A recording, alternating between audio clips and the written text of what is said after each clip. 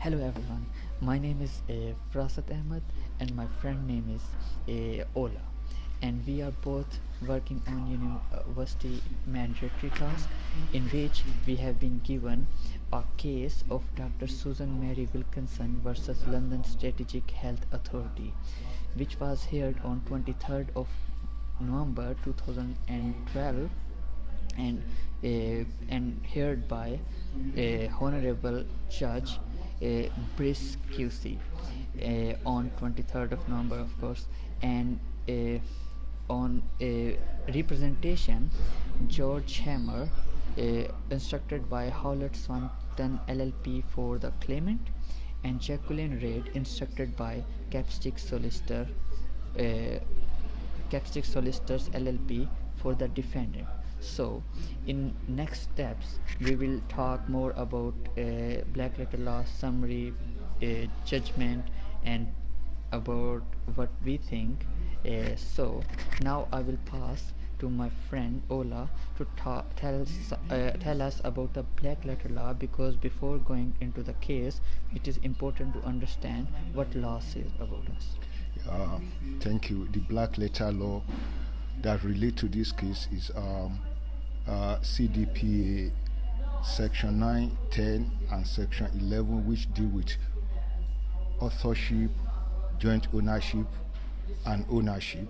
Everything about this issue is about the issue in this case is about the authorship of the work of Dr. Wilkinson that was in, and yeah, the authorship is simply what is problem. Just want to prove that he is the owner of this and has power to give license to use it, and when he didn't have give the license, it should not be used. So, and the next one is the summary of the case that will be spoken about by my friend Farasat. Thank you, Ola. Now I will summarize the case. Actually, what is the background is and what was heard by the judge. Basically, in this case, Dr. Wilkinson was involved in creating training material on behalf of health authority in the area of communication skill for the training of doctors and nurses. As Judge Brice stated at paragraph number 2 of his judgment, essentially the insight underlining this work is that staff can benefit from training in the order to improve the handling of situation in which very bad news must be communicated, for example, to patient and families.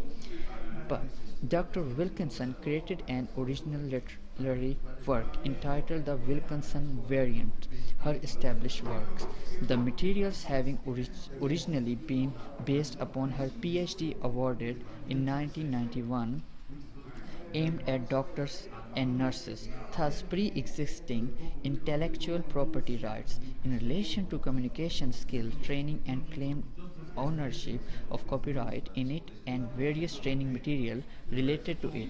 The claimant signed a consultancy agreement in 2007 with the Defendant Strategic Health Authority, the SHA, to produce a unified national approach to advanced communications skills training for doctors, nurses, and staff in the field of cancer, and the resulting work and materials produce substantial part of the claimant established work. CF, the Wilkinson variant, and other related materials. The SHA, following termination of the agreement with Dr. Wilkinson in 2008, then sought to license their program to other health authorities and interested parties in the UK. Dr. Wilkinson argued in the Patent County Court that her pre-existing intellectual property rights were retained by her, even if an assignment were found, and at the best SHA had an implied license to use her pre-existing IPR. Dr. Wilkinson objected to any process of sub-licensing of her pre-existing intellectual property right to third parties. The claimant claimed copyright infringement in her established works. The court shorn of considerable derails had to decide, among other things, whether a formal assignment of the copyright works had gone over into the Unified National Advanced Communication Skills Training material and packages, and whether if Dr. Wilkinson's work had not been so assigned or transferred, whether the SHA had a license, express or implied, to use the material under their agreement. So that was the bit summary of what was going into the court and what was the argument or Dr. Wilkinson and of course SHA. So now I will pass to my friend Ola to tell about what is the problem basically. Yeah, the problem basically with the case of Dr. Wilkinson is number one, there was no concrete evidence to show that Dr. Wilkinson really discussed with all those people he said he discussed with, because they said they didn't even know, they didn't remember when he discussed the case with them. And the number two is the consultancy. When he was given the job as a consultant, he was given an employment letter, employment agreement, which means that with employment, it means that he has to release all, assign everything to the, to them. But however, and another, the biggest problem with it is the section 6.6 of the 2007 agreement, which I will quote, which between SHS and Dr. Wilkinson, I will quote what he said: all intellectual properties right associated with any intellectual property arising from the performance of the services and the document and other works prepared by the consultant in pursuance to this agreement shall belong to SHS. Through this, he has like relinquished all his right and everything from the from his property to them, because he agreed and he signed. He agreed that she signed and she really signed it, which means that she has relinquished most of this is a right to them. Then I will now pass the mic to my friend to review the judgment and conclude the judgment. Okay, well, as you heard about the black letter law, summary of the case and what are the problems, now I will tell you what the Judge Brice said about all this. In his finding, number one, the judge says the 2007 agreement did not operate to assign any of Dr. Wilkinson's existing copyright in the established works. Number two, the SHA work do reproduce a substantial part of some of Dr. Wilkinson's established works, but the SHA has benefit of an implied license under Dr. Wilkinson copyright. And number three, the SHA's implied license does not contain any of the limitations contended for by Dr. Wilkinson. It does not limit the scope of the SHA's exploitation of the SHA works in any way. Well, this was essentially the sting for the claimant point to all. The judge found that the assignment by Dr. Wilkinson did not in any sense fetter their use in their program, the foreground project if you prefer, and there was no reason why any implied license should act as a fetter on the manner in which they chose to use her original works.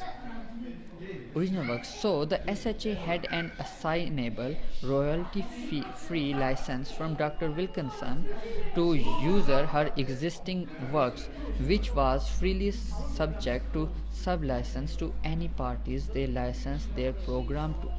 So after this, there is a conclusion that from Dr. Wilkinson's perspective, this indeed a Pyrrhic victory, having beaten the SHA to a standstill and retained her copyright to existing works, but were by employing a rather elastic interpretation of the concept of copyright assignment and a commercial license employed thereby, Dr. Wilkinson was effectively deprived of certainly any remunerative or commercial rights in her original intellectual endeavor. The SHA received full permission to use and exploit as they see fit without recourse to Dr. Wilkinson in terms of her original works.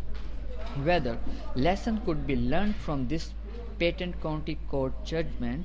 Firstly, if original copyright works are to be incorporated into new works, into new foreground materials, etc., and the original owner work is not subject to express assignment and no provision made for remuneration among other important matters, then the terms upon which the original works are licensed over should be the subject of clear provisions within the contract, including use and remuneration for ongoing use of those works. So that was lastly, I will say the parties dazed and confused as ever as to who actually won in this case returned to court for the real battle. On the issue of course, one commentator states the judge sought a plague on both houses. The parties did not appear to benefit from small claims limit newly introduced into Judge Brice's small claims patent county court, but awarded costs not so much following the variant, i.e. generally speaking the loser pays, but on the following basis. The order the judge says, the order I will make in that the defendant must pay 27.5% of the claimant cost of these proceedings and the claimant must pay 35% of the defendant cost. This is a very novel order, drawing an equitable line under the proceedings. And after all this research carefully, we both, me and my partner Ola, is agree that the judgment was fair and it's based on the facts according to the law, and that is a iconic example of have a deep understanding of this issue. Now I'll pass to the anything you would like to say? No, I agree totally with the judgment as it was based on the black letter law and what is on ground. Thank you. Thank you very much for listening. See you soon.